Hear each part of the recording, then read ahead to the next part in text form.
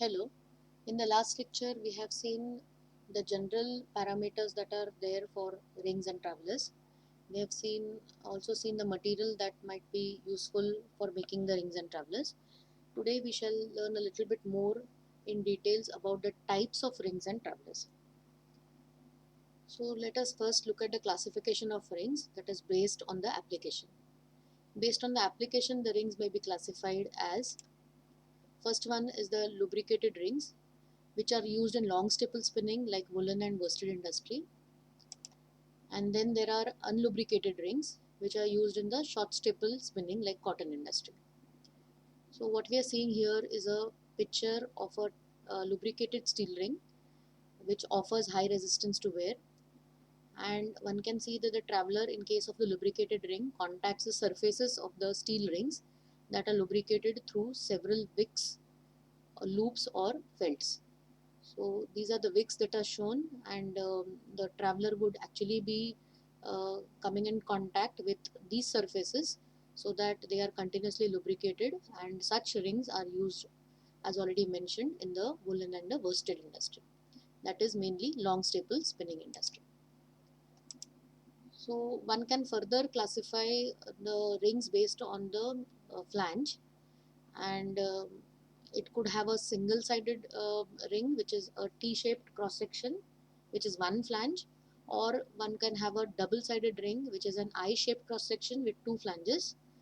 And this is how it will look, which has got one flange. This is known as a single sided ring. And if there are two sided flanges, which is in the shape of a I-shaped cross section, which one can see over here, so it is known as a double sided ring. And one can use this double-sided ring. Advantage is that one can use it by turning over. Once one side of the ring is worn out, one can just flip it over and use the other side. So rings can also be classified according to the shape. The two types are enlarged rings and reduced rings. So as one can see here, reduced ring.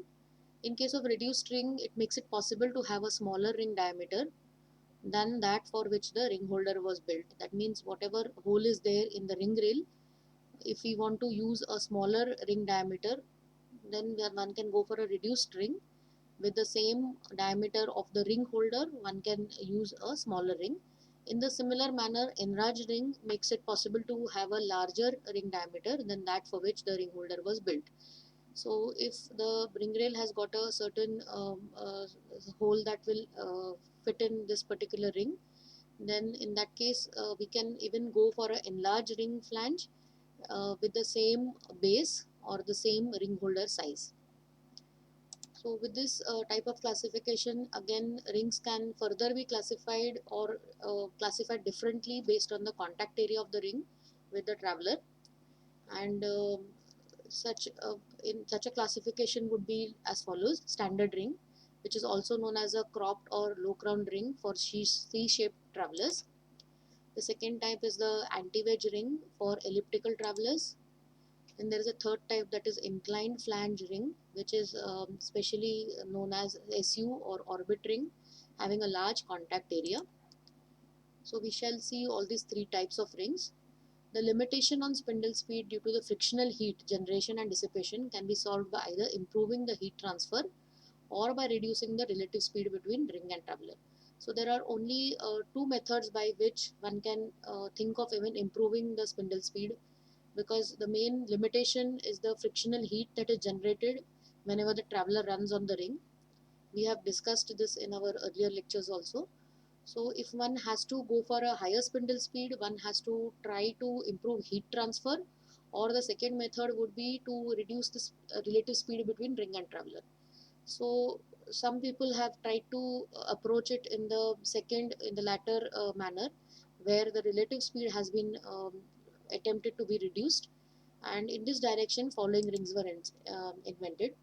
One was called as a rotating ring or the follower ring, which was commercially not really very successful due to its high cost, and the second type was magnetic ring, which is still at the patent stage.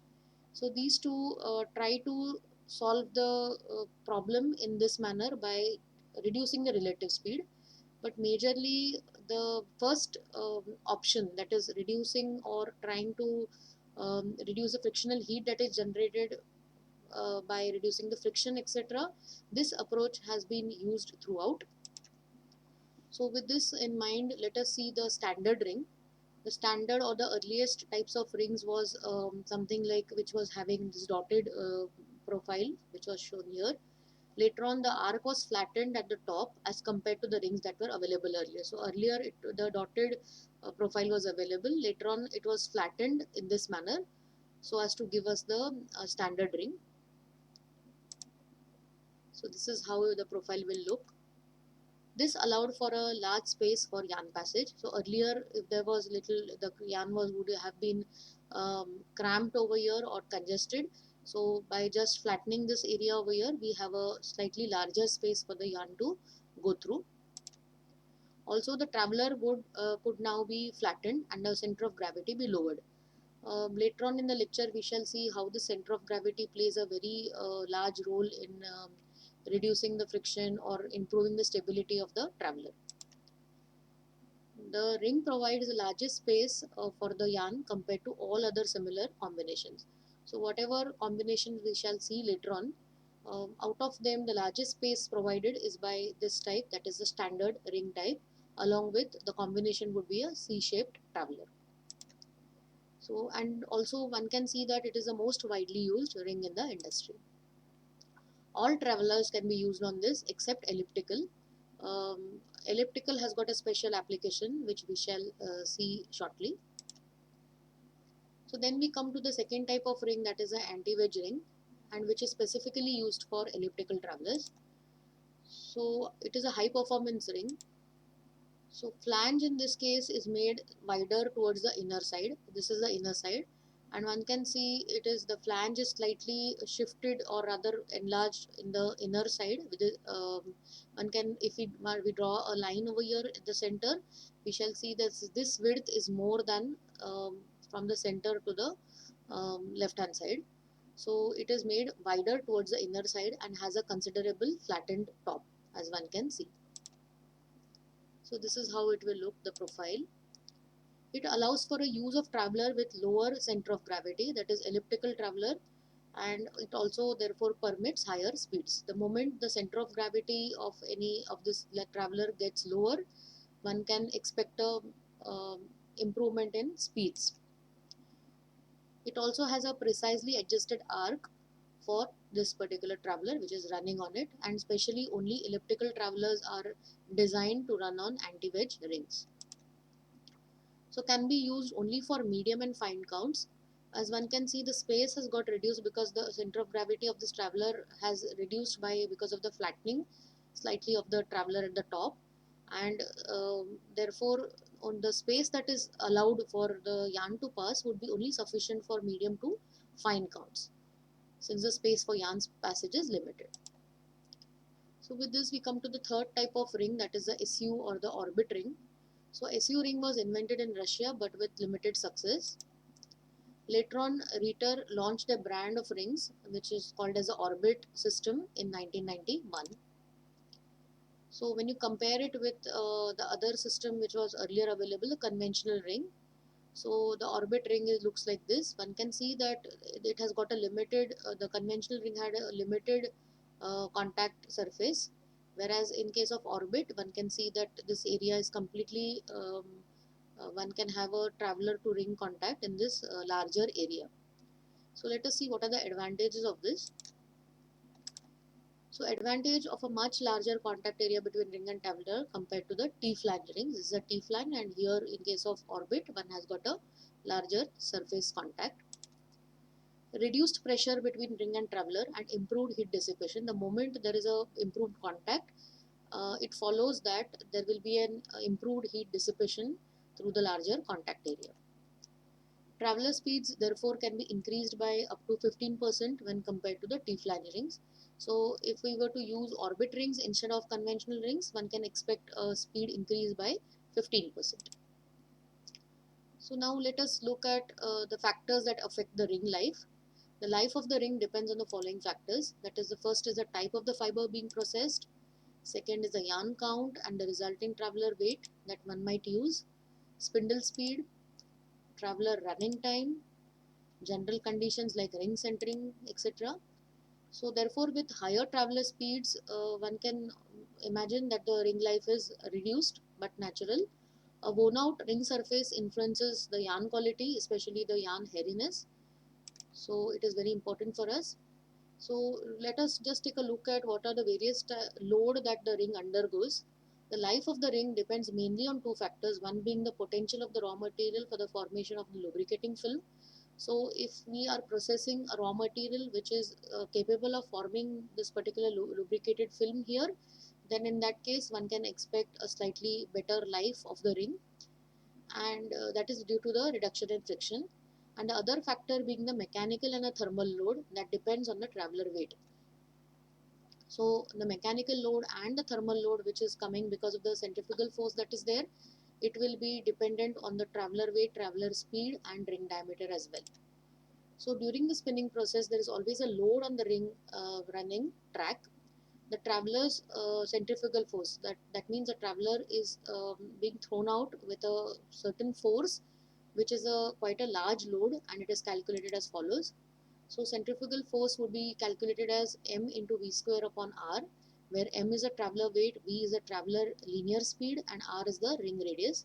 So what was mentioned earlier, the thermal load and the mechanical load, that is basically nothing but the centrifugal force, and it depends on these three factors, that is traveler mass, the linear speed of the traveler, as well as the ring diameter. So all these factors would affect the mechanical and thermal loads. And the second reason that we have mentioned that the factor it is, that is a lubricating film. So if these two factors are fulfilled, or if these two factors are taken care of, then one can reduce the load and accordingly then improve the life of the ring. So the centrifugal force reaches high values which may be up to 8,000 times that of the traveler weight, leading to heat and stress to the ring surface. So how does this centrifugal force affect? That is by increasing the pressure and the force, and therefore it increases the heat, and because of that the ring wears out faster. To prevent early wear, the rings are treated with high wear resistant materials. So there are, the companies provide rings and travelers with treatment to resist this high wear and tear between the ring and the traveler. The traveler temperature in the area of contact between ring and traveler increases in cube in proportion to the traveler speed. So whatever the traveler speed, it will increase in the proportion of cube of that, and one can imagine the traveler temperatures reaches a very high levels, and because of that there is a high wear and tear between the rings and the travelers. So running in or breaking in of a ring. So let us understand what this actually means. So we have seen in the earlier lecture that the lubricating film that is formed, it is because of the high centrifugal force and a temperature that is being generated at the ring and traveler surfaces, and because of which whatever fibers are there in that area, they tend to form a paste like substance which form a lubricating film on the ring, and which actually helps us in reducing the friction further on. So the formation of lubricating film on the ring allows the achievement of higher traveler speeds around 40 meters per second. In the absence of the formation of such a film, the traveler speeds would have to be limited to 28 to 30 meters per second, because one would not have this lubricating film to help, and therefore there would be a high metal to metal friction. So it is better to run the traveler at a lower speed, which would be limited to 30 meters per second. So as mentioned earlier, the lubrication film depends on the yarn count, its structure, raw material, as well as a centrifugal force. Therefore, if the yarn spun is fine, so suppose now let us take a case where the yarn spun is a fine one. So in that case, automatically I will have to go for a lower traveler weight, and which would then further result would have to be lower, and therefore the centrifugal force would be lower, because traveler weight, the centrifugal force depends on m v square upon r, so it depends mainly on the traveler weight. So as soon as traveler weight reduces, centrifugal force will reduce. So this results in a little fiber lubrication film, because once the centrifugal force reduces, the fiber lubrication film that would have been formed because of the centrifugal force, that also actually only little lubrication is or the paste is made there, and because of that again it's a cyclic thing, therefore one will have to go for a lower traveler speed, and So therefore one cannot expect to increase the traveler speed in this area, um, because in the beginning this would be the situation, because the lubricating film has not yet been formed on the ring, and when we are replacing the old ring with a new one, so at that time one has to take care that the speed should be slightly lower. So if a worn out ring are replaced by new ones, they lack this lubricating film. Till the time that the film is formed, there is only metal to metal friction. This is the critical phase, and the rings can be damaged very quickly. The particles of steel that are released as a result of friction wear out the travelers, turning them blue due to burning.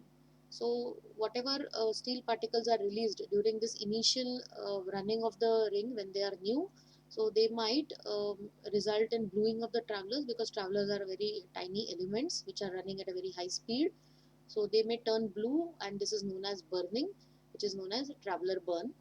Burnt or blue travelers are still more dangerous actually. What they do is they wear out the ring itself during this running in period, and therefore one must take care to replace it as frequently as possible. And for this entire procedure during this running in period, that is the beginning period, whenever one replaces or puts in a new ring, so that time manufacturers recommend certain practices or precise rules for running in phase, during which the surface of the ring has to be smoothened and coated with a lubricant film. So one of the procedures that is followed is something like this. These can include, for instance, one does not degrease the new rings, they simply wipe them with a dry cloth. Select the correct ring traveler, but reduce the spindle speed by 15 to 20%, because initially we must remember that there is no lubricating film to help. So therefore the speeds should be slightly 15 to 20% lower as compared to the normal. And also one must take care that the traveler that is used, it should be 1 to 2 numbers lighter. So after a certain running period, that is say for 15 minutes, the traveler must be changed, because we have just seen that traveler tends to burn out, and then it will start damaging the ring itself. So the first traveler change is after 15 minutes. Similarly, second change would be after 30 minutes. Third traveler change would be after 1 to 1.5 hour. Fourth traveler change would be first doffing. Next traveler change would be after second or plus the third doffing, and after that the traveler change after fifth plus eighth doffing. So in this stepped manner, the travelers need to be run at a lower speed in the beginning. Whenever this is done only when the new rings are uh, placed over there instead of the old ones. So in that case, this procedure has to be strictly followed. Spindle speed can be increased in stages in the meantime. With yarns finer than say 7.5 tech, that means if it is a very fine yarn, then running in is an even more delicate and protracted procedure. In this case, speed should be reduced by still further by that is, instead of 15 to 20, it should be 20 to 30, because as we have already discussed, in case of fine yarns, the amount of lubricating film that is formed is also lower, because one is using a lower weight traveler, and because one is using a lower weight traveler, the centrifugal force will be less, and because of that very little lubricating film is being generated every time. So it is better to run it at a very low speed till the time that enough lubricating film is generated, and one can then later on go for the normal speeds or the higher speeds. So and the rings smeared from time to time with oil soaked felt. So just to compensate till the time that the lubricating film is automatically formed, one must smear the rings with oil soaked felt frequently. So with this, let us look at the characteristics of a good ring. It should be made of the best material, of even surface hardness higher than that of the traveler, and also of long operating life. It should be of smooth and even surface, and should allow for the formation of lubricating film, which is very important. It should be of perfectly horizontal, of perfect roundness, with a correct relationship between itself and the bobbin tube diameter. It should exactly be centered relative to the spindle. So not only the material or the smoothness of the surface, the lubricating film, but also the settings that are there, it becomes very important. The setting between itself and the bobbin tube or with the spindle, all these become important when we look at the characteristics of a good ring. it should also be run in as per the procedure given by the ring manufacturer. So if it is a new ring, then in that case one must also take care about the running in process that the manufacturer recommends. So with this, now we come to the next important element that is involved here, that is the traveler. So let us look at the important traveler parameters. So the important traveler parameters we have seen in the last lecture, that is the inner width of the traveler, height of the bow, position of the yarn path, wire section, ring contact surface, angle of toe gap, and the upper part of the bow. We have seen these areas in the traveler in our last lecture rather. In that, if we look closely at this, there are major two important parameters that one must look at. All these parameters, that is inner width, the height, or maybe one can say angle, toe gap, and upper part of the bow, all these will in one word, if I were to express, it would be the traveler shape. And the next important parameter would be the wire section. So the traveler shape that decides the ring contact surface, and the wire section defines all the listed traveler parameters that we have just seen. So one must majorly look at what kind of traveler shape we are having, how much contact it is able to provide, and also the wire cross section, which will tell us everything about the traveler.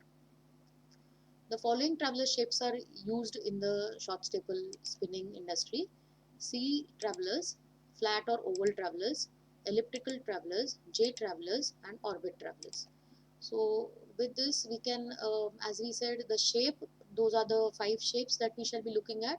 At the same time, wire, the profile or the wire cross section one has to look at. So these are the various cross sections that are available, out of which the traveler is actually made.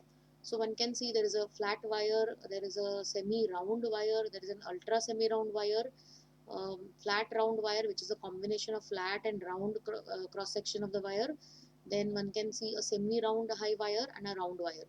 So we shall see each one of this later on, how these wire cross sections or the help in defining the traveler parameters, or how it will help us with the quality of the yarn. So whatever the cross section wire we choose, from that we can shape the traveler like this, and then the traveler is used. So what is the relation between traveler shape and the wire section or the wire cross section?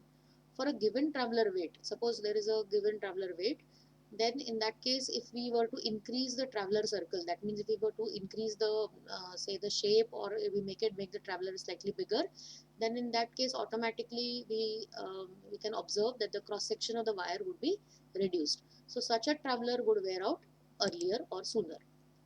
Too small traveler circle is difficult to mount. The moment we make a very small traveler circle, we understand that the cross section becomes very thick, and such a traveler would become very stiff and difficult to mount as well as remove from the ring. And also the clearance provided by them, because the traveler circle is small, the clearance that it provides for the yarn to pass through might become insufficient. So on the other hand, a large circle leads to traveler imbalance also, which is known as traveler canting. So if we were to make the circle too large, then it leads to imbalance. We shall see some figures that will show us what this canting actually means. This is resulting, because of this canting that is happening, it will result in increased friction between the ring and a traveler. And because of that friction, it will lead to excessive end breakages and also groove formation on the ring, which will automatically reduce the life of the ring. To avoid canting of the traveler, the center of gravity of the traveler must be lowered. So if one wants to avoid the tilting of the traveler during running, then one must take care of the center of gravity of the traveler, and it must be lowered as far as possible, so that it runs with its horizontal axis more closely with the horizontal plane of the ring flange. So they should run as horizontal as possible, so as to avoid any kind of groove formation on the ring or excessive breakage of the yarn.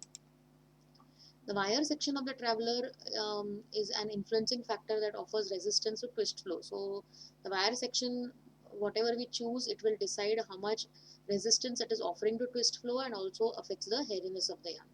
A flatter and thinner wire provides larger contact surface between ring and traveler, and conducts heat away more quickly to increase the traveler life.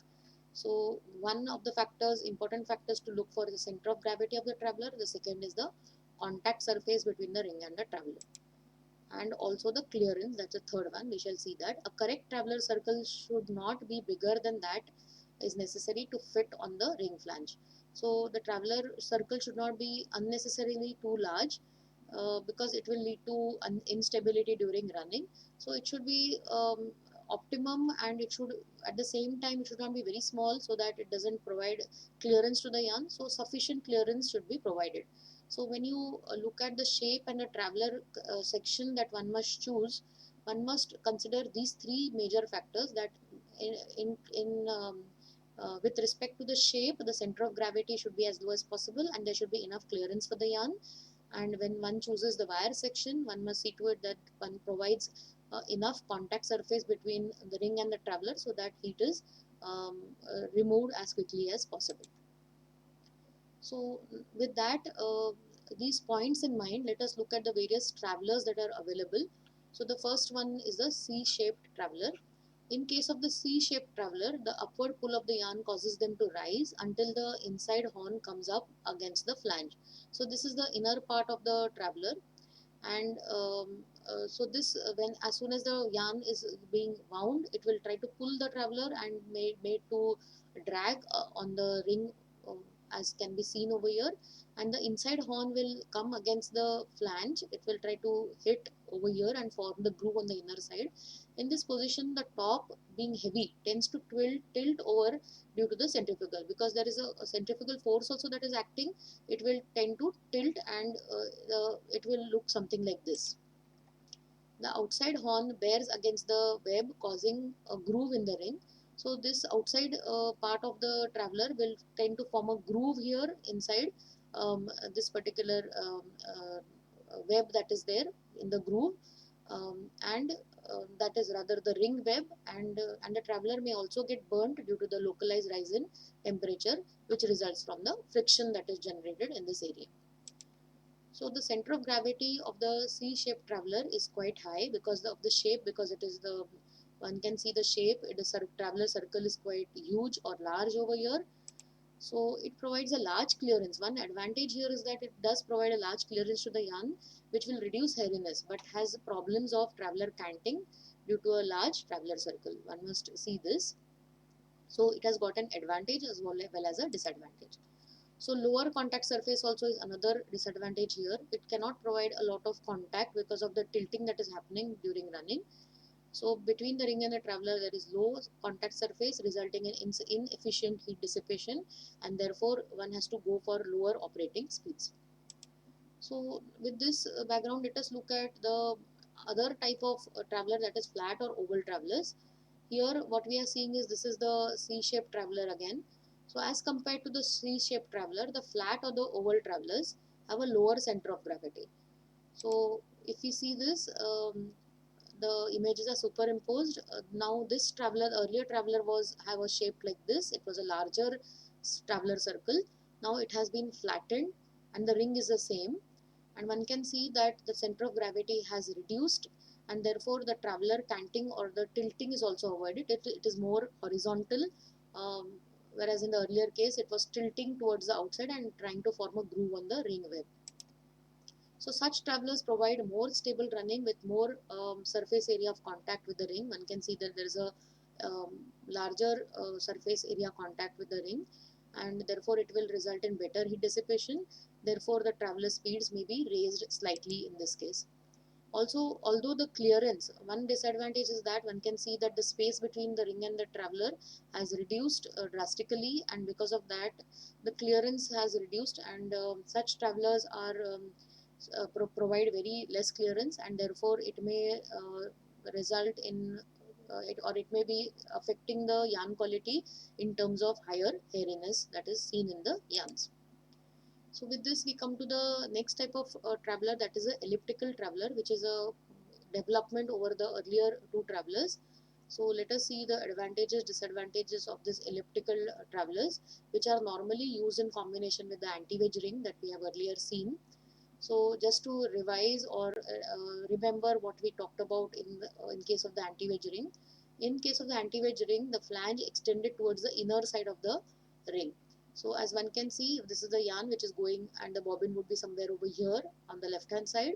So on the inner side, we can see that clearly that the flange has been extended on the inner side, and the elliptical traveler was developed to fit this particular anti-wedge ring shape. And that this elliptical shaped traveler, one can see easily that it has got a lower center of gravity because the traveler circle is relatively small, so it will definitely prevent traveler canting, and also provide a greater bearing surface for the traveler for rapid dissipation of heat. So along with the reduced center of gravity, which will give it a stable running, it also provides for a good bearing surface on the inner side, and therefore a rapid dissipation of heat can be expected. This allows for a smooth and stable running with increased traveler speeds. So this image is given over here just for comparison sake. One can see in case of C-shaped traveler and the standard ring combination, this traveler was tilting towards the outer side, and it would form a groove in the web over here on the outer side of the ring, and would try to damage the ring. So in that comparison, this elliptical and anti-wedge ring combination is better than the standard and the C-shaped traveler combination. For a given weight of traveler, since the height and width of the traveler is lower, in this case now one can see for a given weight, the height as well as the width of the traveler is much lesser than the earlier one. So the cross section of the wire would automatically be thicker, which has an advantage of increased life of traveler. So this is the actual image, or this is how the traveler and the yarn would be passing through between the ring and the traveler. So the traveler is stiff because of this increased wire thickness for the same traveler weight. So the traveler becomes stiff, and therefore replacing them might damage the ring. Also, the combination is unsuitable for course counts due to the reduced amount of space between the ring and the traveler. As one can see, the space also has been reduced. So this type of combination can be used for fine counts. So coarse counts would might get damaged because of a lot of rubbing or abrasion that might happen between the ring and the traveler area over here. So, and that happens because of the reduced amount of space between ring and the traveler. So we come to the next type of travelers that are used in doubling of cotton or worsted and woolen yarns. So briefly we shall see this. These are J-type travelers, which has got a shape like this, and they run on vertical rings, which is seen here. The shape of the cross section of the ring would be something like this, and one can see a large area of contact here. So just to complete this topic here, one can look at the various parts of this traveler, how they are named. So one would be the nose over here, that is marked over here, 1. 2 is the head, that is marked over here. This is 3 is the position of the yarn path. Then 4 is the back, that is this area is known as the back of this particular traveler. Then 5 is the heel, that is marked over here. 6 is the foot, this would be called as a foot of the traveler. 7 is the toe. Then 8 is the inner height, that is there. This from this point to this point, the height, that's the inner height. Head width is marked as 9, that is this width. And foot width would be somewhere here, that is marked as 10. Then 11 is the nose angle, that means that whatever angle that the nose forms with the vertical, and the 12 marked is a toe angle, that is that angle it makes with the vertical. So these are certain parameters how one can define J type of travelers. So with this we come to the another popular travelers that have been introduced, that is the orbit system that was introduced by Ritters. So orbit system has an advantage of a much larger contact area between the ring and the traveler compared to the T flange that we have seen earlier, whether it is anti-wedge or standard ring. This orbit system gives a larger area of contact as compared to the T flange rings that we have seen, and therefore it will also lead to a higher or improved heat dissipation. It reduces the pressure between the ring and the traveler. It permits because of this improved heat dissipation, it will permit a 15% higher traveler speed also. The ring orbit SFB, that is the brand name, is optimal for high speed applications for combed cotton, polyester cotton blends. This is how it looks. So ring is this particular ring which was actually its a manufacturer is Brackers, and they will this is termed as a red orbit, and it is there on the Ritter machines, which are Ritter machines are fitted with this kind of rings, and it gives you a good cost optimization solution for ring spinning machines. Then there is this similar in construction, which is called as a SU spinning ring. It is suitable for synthetic yarns, blends of polyacrylo chloride, acrylonitrile, as well as polyesters or viscose, and so on. And these can easily be used without lubrication. So let us with this come to the traveler wire cross section. Wire profile of the traveler affects the following. So whatever wire profile we choose to take, it will affect the contact surface with the ring. It will also affect the thermal heat transfer. The moment contact surface comes, automatically thermal heat transfer follows. Then it will also affect the smooth running. It will affect the yarn clearance. It will affect the roughness or the sloughing resistance, as well as the hairiness of the yarn. That means these two factors are the um, one can say quality related, and others are related to the running efficiency and the heat dissipation. So uh, the wire profile will actually affect all these factors. So let us take a deeper look into the wire cross section and their application. So these are the different wire cross sections: flat, semi-round, ultra semi-round, flat round wire, semi-round high wire, and round wire.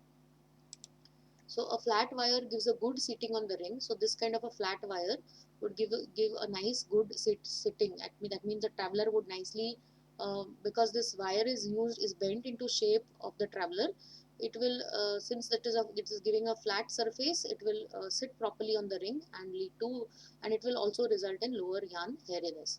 Semi round was developed so that it could be used for low twisted yarns like knitted yarns. Then another type where ultra semi round, where it is one can see it's slightly wider than the earlier one. Ultra semi round wires offers high contact surface and good heat dissipation, and they are suitable for fine combed cottons, blends, and synthetic. In this case, one can also observe that the end breakages and the yarn hairiness will always remain very low.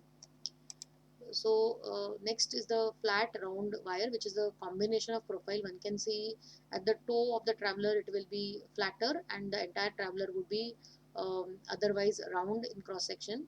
So flat round wires provide a flat toe and a round yarn passage for higher speeds. So for the yarn, just to reduce the abrasion and reduce the hairiness, it will provide or it will present a round cross section, whereas at the toe it will give a flat cross section, which will help it to have a good contact with the ring, and therefore it will be suitable for fibers like acrylics that are very delicate.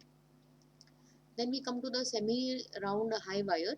In this case, these were specially designed for SU travelers, and one can see it's slightly a different kind of shape, where it is flat and slightly round here. This was a flatter semicircle which was being presented. Here it is slightly higher, so semi round high wire. And the last type is the round wire. Round wires provide very small area of contact with the ring. As one can see, since it would be perfectly circular, it would hardly give any kind of area of contact with the ring, which will lead to instability and therefore will have to be run at a lower speed. But the advantage of this particular round wire is that it can be used for a highly delicate synthetic yarns, and whenever one is processing delicate synthetic yarns, one would always prefer a round wire out of which the traveler is made. So with this understanding the rings and the travelers, the various types, there is one more important element that is there, that is known as a traveler clearer. When the yarn passes through the clearance between the ring and the traveler, as one can see, this is the ring that is fitted and on the ring rail, and this is a traveler, and the yarn is moving from the front roller to this right hand side in this manner, and one can see the flange here, and this is the clearer that one is talking about. So how does it help? First of all, what is the function? Let us go into that. So when the yarn passes through the clearance between the ring and the traveler, some fibers are detached and are often attached to the traveler. So whenever some fibers are detached, they will try to deposit themselves on the traveler and run along with the traveler. Most of them would of course fly away, but the attached fibers form clumps, resulting in the increase in the weight of the traveler. Since they get attached to the traveler, they will rotate along with the traveler, and the traveler will carry that weight of those fibers along with it. So automatically the traveler weight increases, and which will lead to higher yarn tensions and results in end breakages. So which we do not desire to have this kind of a situation.